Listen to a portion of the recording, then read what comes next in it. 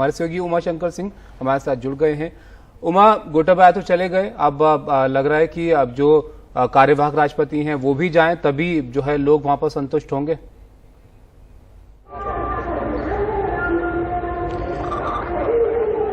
जी ताबिश, देखिए अब से थोड़ी देर के बाद यहाँ पे जो गोटाबाया हैं उनका जो इस्तीफा आया है, स्पीकर उसका आधिकारिक तौर पे ऐलान करने वाले हैं। और उसके बाद जो खबर आई थी उसके पहले कल शाम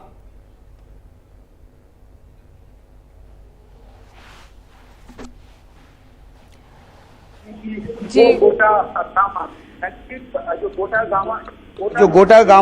गोटा जो है वो अपने गांव जाएं, इस नारे के साथ यहाँ पर जो प्रदर्शनकारी हैं वो डटे हुए हैं। मैं अभी वो राष्ट्रपति भवन के अहाते में खड़ा हूँ, उन सीढ़ियों पे खड़ा हूँ जहाँ पे हजारों की तादाद में जो लोग हैं वो अब से 3 दिन पहले यहाँ पे उन्होंने धावा बोला था और कब्जा किया था। ये इमारत जो है वो सिक्योरिटी फोर्सेस के हवाले की जा चुकी है, लेकिन इसके एक हिस्से में, एक कमरे में प्रदर्शनकारी सांकेतिक तौर पे अभी भी मौजूद हैं। एक दूसरा जो बड़ा डेवलपमेंट आज होना है वो 10 बजे विपक्ष की तरफ से जो एक कैंडिडेट है उसका अनाउंस होना है, जो कि राष्ट्रपति पद का दावेदार होगा विपक्ष की तरफ से। तो संसद में जो विपक्षी पार्टियों की बैठक है उसके बाद इसका ऐलान होगा। कुल जमा जो आज नजर है उस बात को लेकर है कि किस तरीके से एक नए कैंडिडेट के नाम पे कंसेंसस बनाने की प्रक्रिया आगे बढ़े, क्योंकि रानिल विक्रमसिंघे जो कि एक्टिंग राष्ट्रपति बने हैं और जिनको की कार्यवाहक राष्ट्रपति बनाने की जो बात है उसमें सवाल ये है कि जनता उनको भी नहीं पसंद कर रही और उनको भी हटाना चाहती है। तो आज का जो दिन है वो काफी अहम इस लिहाज से है कि ऑपोजिशन का कैंडिडेट बिल्कुल आज का दिन काफी अहम है। ऑपोजिशन का जो कैंडिडेट है 10 बजे जो मीटिंग होगी उसमें वो तय होगा और कौन होगा अगला कैंडिडेट, क्योंकि जो मौजूदा जो पहले प्रधानमंत्री थे उनको कार्यवाहक राष्ट्रपति का जिम्मा दिया गया है। रानिल विक्रमसिंघे वो इस वक्त कार्यवाहक राष्ट्रपति हैं। उमा हमारे साथ बने हुए हैं। उमा, यहाँ पर आप राष्ट्रपति भवन के अहाते में हैं, आपकी हमने रिपोर्ट भी देखी। जो जिस तरीके से हमने दिल्ली की बॉर्डर पर देखा था प्रदर्शनकारियों को, शांतिपूर्ण चल रहा था। कल हमने तस्वीरें देखी थी, प्रदर्शन काफी उग्र हुआ था। इस वक्त वहां किस तरह के हालात हैं और लोग अब क्या उम्मीदें कर रहे हैं?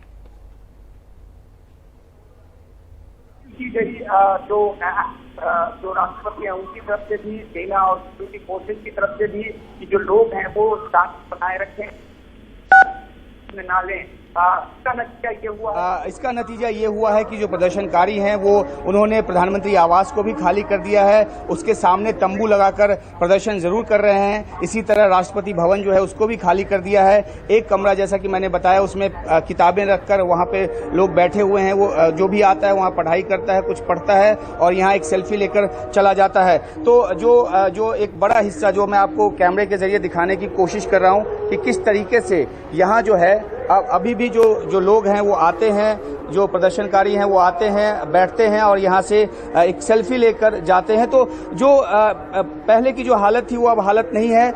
एक तरह से पूरा शहर अब सुरक्षा कर्मियों के का कोई उपद्रव नहीं है, लेकिन जो गुस्सा है वो बरकरार है। और गुस्सा जो है वो इस तरह से एक बस्ती के तौर पे, जो कि तंबुओं की बस्ती है, उस तौर पे नजर आता है। और क्योंकि यहाँ पे फ्यूल नहीं है तो गाड़ियां जो हैं वो लंबी लंबी कतारें लगाकर खड़ी हैं और लोग खाली हैं। तो वो लोग भी जो हैं वो प्रदर्शन में हिस्सा लेने के लिए आते हैं। तो अब स्थिति जो है वो राजनीतिक एक समाधान की तो बात है ही जया, लेकिन साथ ही साथ देखना है कि आर्थिक समाधान किस तौर पे आगे निकलता है, ताकि जो यहाँ की जनता है उसको काम मिल सके और वो जो अपनी रोजमर्रा की जिंदगी है वो सामान्य तौर पे जी सके। हालांकि इसमें एक लंबा वक्त लगने की संभावना है। अच्छा उमा, एक और बात यहाँ बताइए, जो सजित प्रेमदासा है वो काफी यहाँ पर लग रहे हैं कॉन्फिडेंट कि वो अगले राष्ट्रपति यहाँ पर बन सकते हैं, विपक्ष की तरफ से सहयोग जुटाने की कोशिश कर रहे हैं, लेकिन उनके सामने भी कोई होगा क्या? और जो रानिल विक्रमसिंघे हैं वो भी अपनी दावेदारी पेश कर सकते हैं, या माना जाए कि प्रेमदासा जो है वो अगले राष्ट्रपति वहां के बनने वाले हैं, क्योंकि गुस्सा भी बहुत ज्यादा है राजपक्षे की पार्टी को लेकर और उनसे जुड़े हुए लोगों को लेकर?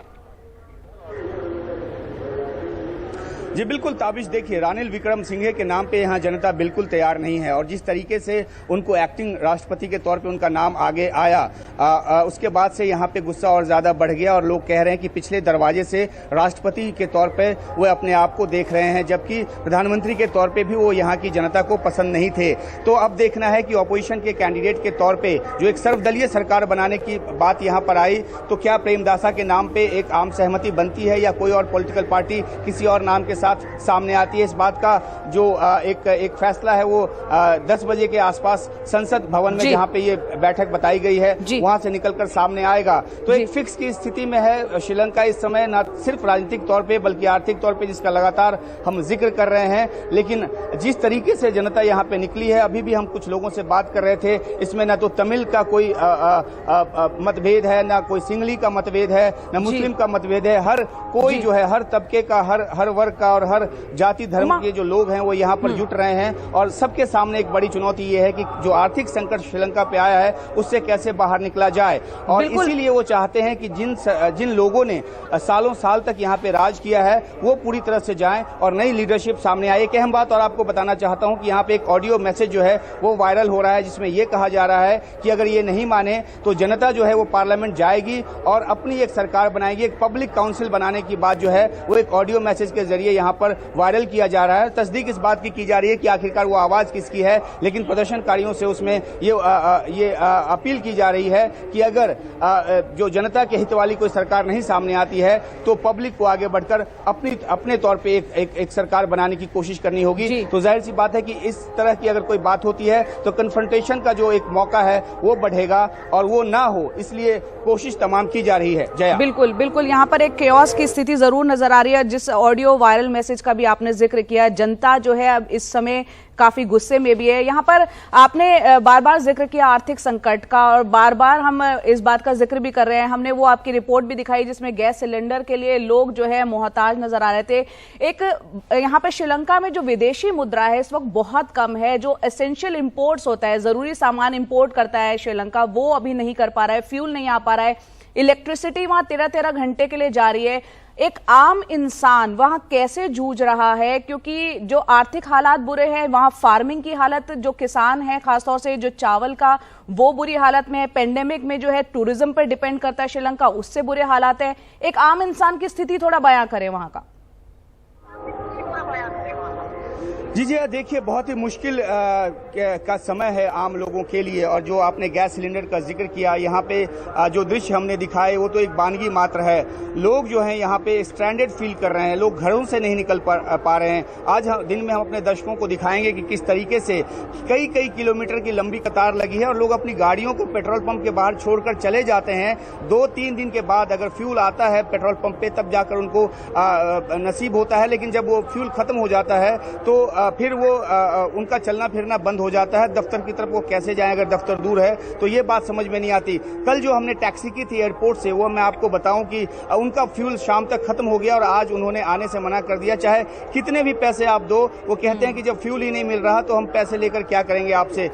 आज हमने एक नई टैक्सी की है तो ये एक बन गया। और आज जो टैक्सी हमारे साथ है वो कह रहा है कि अगर आपके रहते हमारे को आज फ्यूल कुछ मिल गया तो मैं शाम के बाद भी आपके साथ रह सकता हूं, नहीं तो हमें भी अपनी गाड़ी को किसी पेट्रोल पंप पे लगा के छोड़ना पड़ेगा। तो इस तरह की एक स्थिति है जो बयां करती है कि जनता कितनी ज्यादा यहाँ पर परेशान है। जहां तक बात है फॉरेन रिजर्व की, तो जो जिस तरीके से गलत फैसले लिए गए 2019 में, जो टैक्स में जो कटौती की गई गोटाबाया की तरफ से ही, उसके बाद जो है राजपक्षे सरकार की तरफ से, उसके बाद से ही ये कहा गया कि जो राजस्व है वो कम हो गया। दूसरी बात, 51 अरब जो डॉलर का जो विदेशी कर्ज है वो श्रीलंका पे है और उसको चुका पाने में नाकाम है। फॉरेक्स तो है ही नहीं, तो ऐसे में आयातित कोई भी सामान यहाँ आ नहीं सकता और इस वजह से ज्यादा यहाँ पर समस्या उत्पन्न हो रही है। लेकिन सवाल ये है कि क्या राजनीतिक समाधान क्या निकलेगा और किस तरीके से आर्थिक फैसले लिए जाएंगे, किस तरह से नए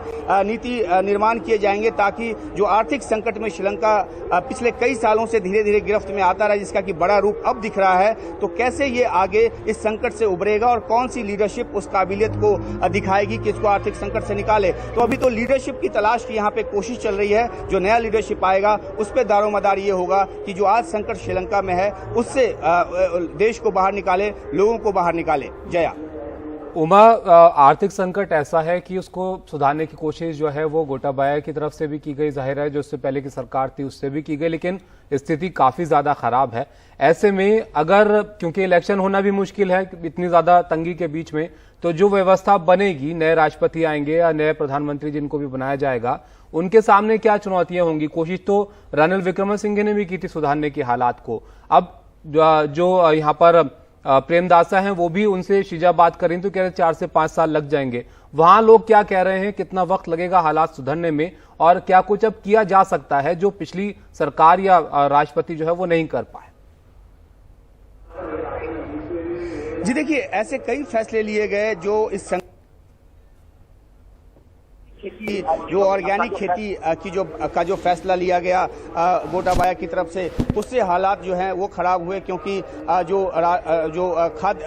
जो खाद आदि का जो इस्तेमाल है वो बंद हो गया और उसकी वजह से यहाँ पे प्रोडक्शन पे असर पड़ा। ये कहा जाता है कि जो राजपक्षे हैं, जो फैसले हैं वो गलत सलाहकारों से लेते रहे हैं, और यहाँ तक कि एक जानकार तो यहाँ तक कह रहे हैं कि अगर कृषि संबंधी मामले में किसी फैसले की बात हो तो किसी डॉक्टर से सलाह तौर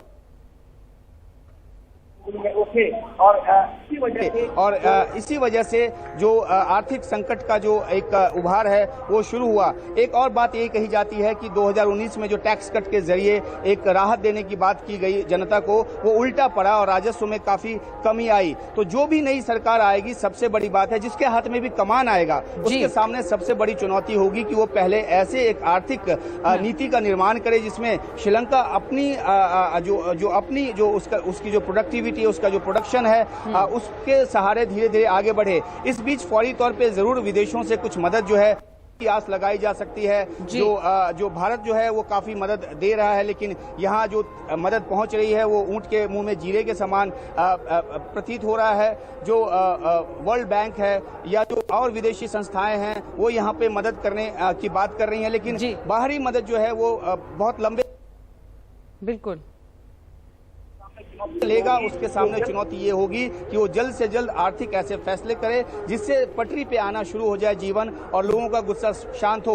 और दूसरी तरफ पब्लिक जो है वो अपनी तरफ से लगातार दबाव बना के रखी हुई है कि एक ऐसा नेतृत्व आए। लेकिन अब देखना है कि कन्फ्रंटेशन का कोई मौका आता है या जो अब हो चुका उसके आगे सीख लेकर जो यहाँ के राजनीतिक दल हैं, जो नेता हैं, वो एक ऐसा फैसला करते हैं जिससे श्रीलंका। बिल्कुल, बहुत बहुत शुक्रिया उमा, कोलंबो से वहां का हाल बयां करने के लिए। किस तरह से वहां की जनता जूझ रही है, हर चीज के लिए मोहताज है वहां पर, और राजनीतिक संकट अलग चल ही रहा है। आज 10 बजे एक बैठक होनी है विपक्षी पार्टियों की, उसमें कौन सा वो चेहरा होगा जो अगले राष्ट्रपति के तौर पर कमान संभाल सकता है। बहुत बहुत शुक्रिया ये तमाम जानकारी देने के लिए आपका।